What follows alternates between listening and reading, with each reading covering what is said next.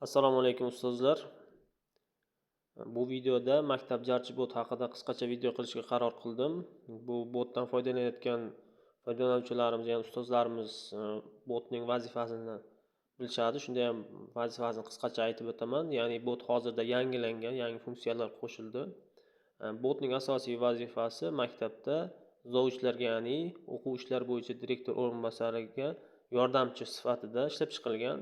Botning asosiy vazifasi kundalik.com, ya'ni eski kundalik.com hozirgi e-maktab uzdagi statistikalarni, ya'ni jurnal yuritish yoki o'sha kundalikka kirish, sinflar, o'quvchilar miqyosida kirishga qanchalik necha foiz kirish mumkin, qancha ulangan, ulanmaganligi haqidagi yoki navbatchilik, maktabdagi navbatchi o'qituvchilar yoki tug'ilgan kunlar haqidagi xabarlarni, ya'ni shu hisobotlarni yuritib boradigan bot hisoblanadi. Bu botni asosiy vazifasi.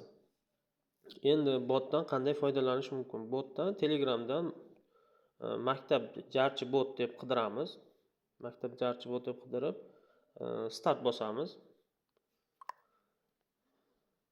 Start bosganimizda bu bot ishlashi uchun bizga kundalik.com, ya'ni e-maktab uzdagi o'qituvchi, biror o'qituvchining, xodimning parol logini kerak bo'ladi. Ya'ni o'sha parol login asosida kundalik.comdan statistikalarni olib yuritib boradi, tahlil qilib o'sha yordam qiladi. Mana startni bosdik. Buning uchun birinchi marta foydalanayotganimizda bu kundalik.comga kirishimiz kerak, kundalik.com parol loginni. Buning uchun pastdagi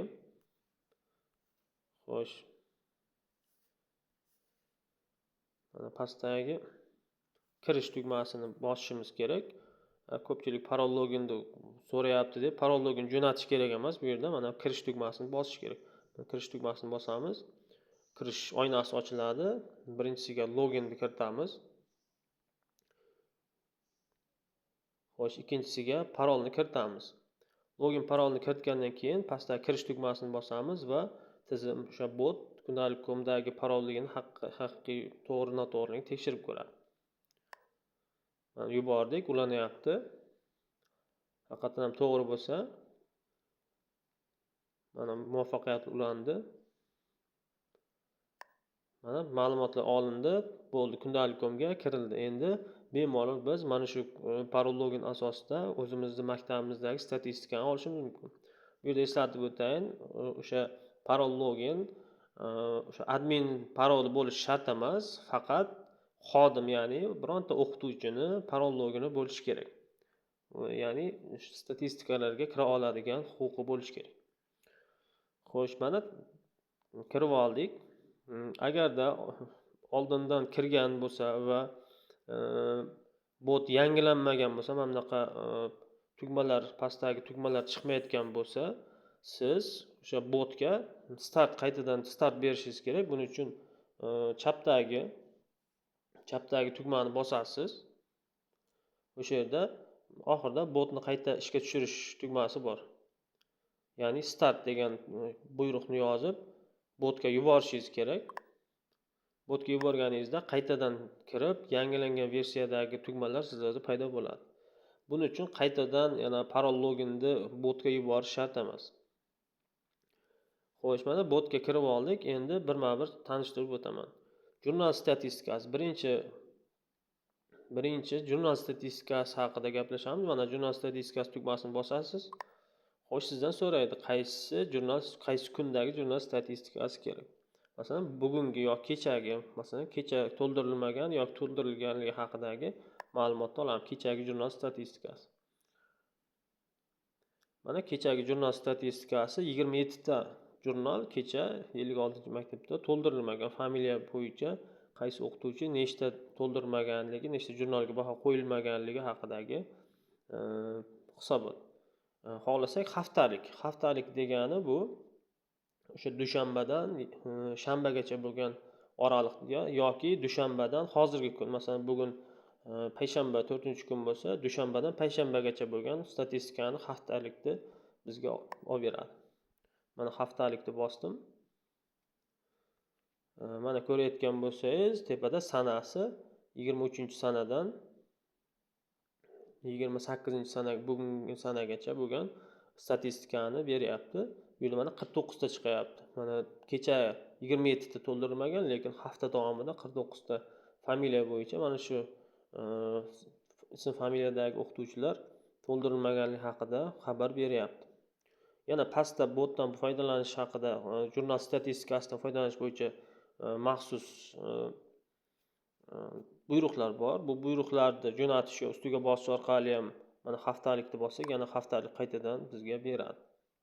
Yoki aynan bironta kundiki kerak bo'lsa bizga, masalan, boshqa sananiki kerak bo'lsa, faqat botga o'sha sanani quyidagi tartibda yozishimiz kerak. Misol uchun 21-sanada kerak bo'lsa 20, 20-sanada kerak bo'lsa 20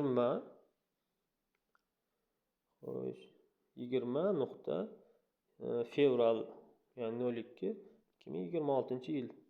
Mana shu tartibda botga yuborsak, bot o'sha sanadagi statistikani avtomatik so'rayapti deb o'ylaydi va bizga o'sha sanadagi statistikani beradi. Mana shunaqa statistikani olib, jurnal to'ldirilganligi haqidagi statistikani o'zingizning maktabingizda olishingiz mumkin. Endi baholar statistikasiga o'tsak, keyingi tugma baholar statistikasi bu o'sha har chorakdagi sinflar bo'yicha nechta 5 olgan, nechta 4, nechta 2, nechta 3 olgan yoki qaysi o'sha sinf necha foiz ko'rsatkichda reyting bo'yicha birinchi 3 talikni chiqarib beradi. Mana masalan 3-chorak hozir ketyapti. 3-chorakni bosamiz. Mana bu yer tepada biz rasm ham qo'ydik, ya'ni rasmga qarasangiz, rasmda batafsil berilgan, yaqinlashtirib ko'rish mumkin, tiniq.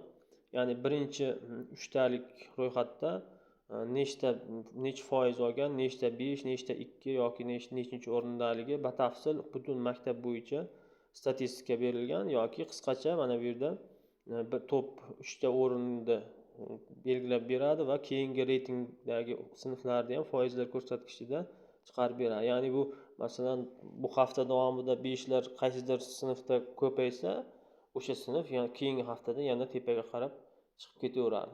Buni keyinchalik nasib qila olsa, o'quvchilar, ya'ni sinflar kesimida ham qilish niyatimiz bor. Masalan, bitta sinfda reytingda qaysi o'quvchi nechinchi o'rinda turibdi, shunga o'xshagan. Hozircha mana sinflar kesimida baholar statistikasini olish mumkin. Keyin asosiy yana tugmalardan biri bu navbatchilik. Har bir maktabda bilamiz, navbatchilik, ya'ni o'sha yerda svetoforga navbatchi o'qituvchi bo'ladi yoki umuman qo'ng'iroqqa navbatchi o'qituvchi bo'ladi. Har kunlik navbatchi o'qituvchilar tayinlangan bo'ladi. O'sha navbatchilikni ham mana shu yerda shakllantirishimiz mumkin. Buning uchun navbatchi tugmasini bosamiz. Mana men kiritib qo'yganman, avvaldan kiritganman. O'sha o'qituvchilar mana bugun navbatchi 2 ta o'qituvchi ekan, ertaga navbatchilar belgilanmagan ekan. Bularni boshqarish uchun mana pastdagi navbatchilikni boshqarish tugmasini bosamiz va bizga oyna ochiladi, sahifa. Bu sahifada butun maktabdagi o'sha maktab o'zidagi o'qituvchilar ro'yxati chiqib keladi. Buni siz login qilganingizda avtomatik yuklab olingan bo'ladi. Siz o'zingiz o'qituvchilarni birma-bir kiritishingiz shart emas. Shu tartibda bu yerda 2 ta ma'lumot kiritishingiz mumkin. Birinchi ma'lumot bu o'sha o'qituvchining tug'ilgan sanasini kiritishingiz mumkin. Ikkinchi navbatda o'sha o'qituvchining navbatchilik sanalarini belgilashingiz mumkin. Navbatchilik sanasi bir nechta bo'lishi mumkin. Masalan, har oy, har hafta o'sha qaysi sanalarga to'g'ri kelsa, o'sha sanalarni belgilash mumkin. Buning uchun pastdagi mana o'sha har bir o'qituvchini yonidagi tahrirlash degan tugma bor. Tahrirlash degan tugmani bosamiz. Bosganimizda o'sha o'qituvchining haqida ma'lumot chiqib keladi. Tahrirlash, ya'ni tug'ilgan sanasi yoki boshqa o'qituvchini belgilanmagan o'qituvchini tanlab ko'ramiz. Bu yerda mana tug'ilgan sanasini belgilaymiz. Tug'ilgan sanasini, keyin navbatchilik kunlarini mana bu yerdan bosgan holda belgilaymiz. Mana birinchi tug'ilgan sanasini belgilash uchun sana chiqadi. Misol uchun sanalarni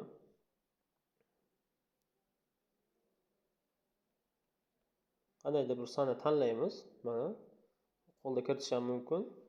Yoki navbatchilik kunlarini biz bir nechta, masalan, mana shu o'qituvchi bugun navbatchi keyingi oyga o'tib, keyingi oyda 7sida har haftani o'sha shanba kuni navbatchi bo'lsa, o'sha haftalarni o'sha chorak oxirigacha, yil oxirigacha ham tanlab qo'yishimiz mumkin va pastdagi mana o'zgartirish tugmasini bossak, ya'ni saqlaymiz. Saqlaganimizdan keyin mana shunaqa saqlanib qoladi.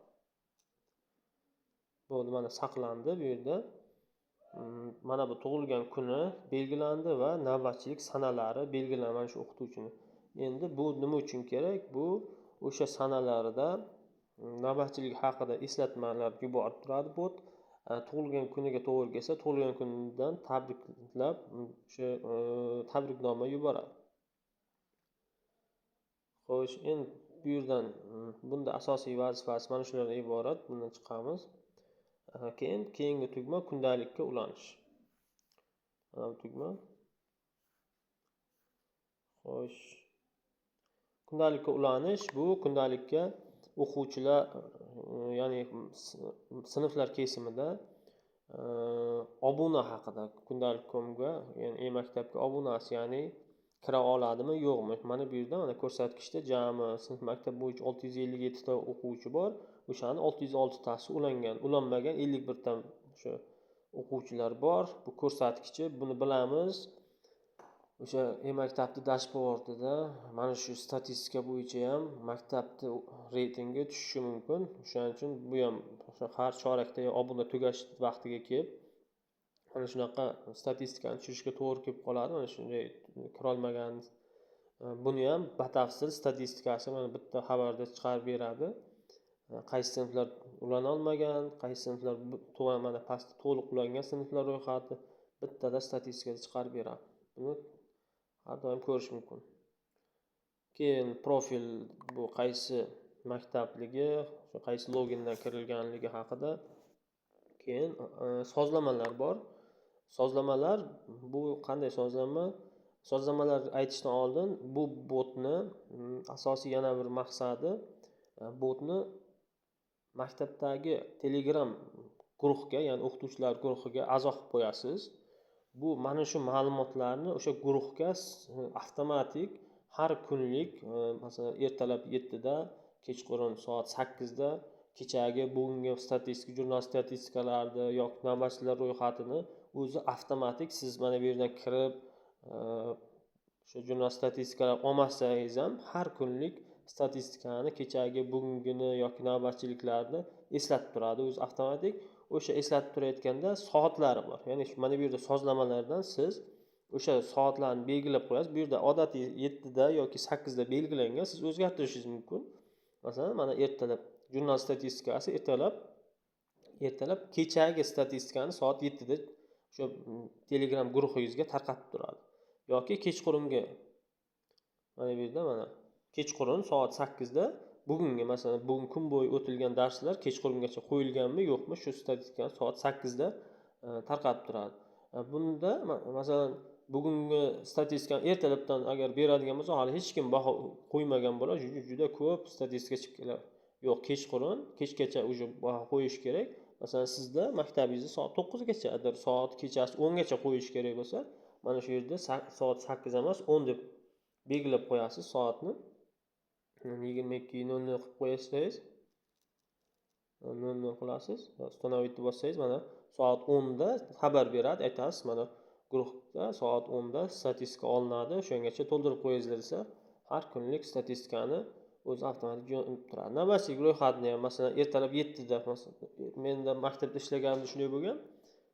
Navbatchiligim esdan chiqib ketadi. O'sha payt ertalab turib 7 da qarasam, ha, men navbatchiligim guruhga yozilgan. Bot yozib turadi.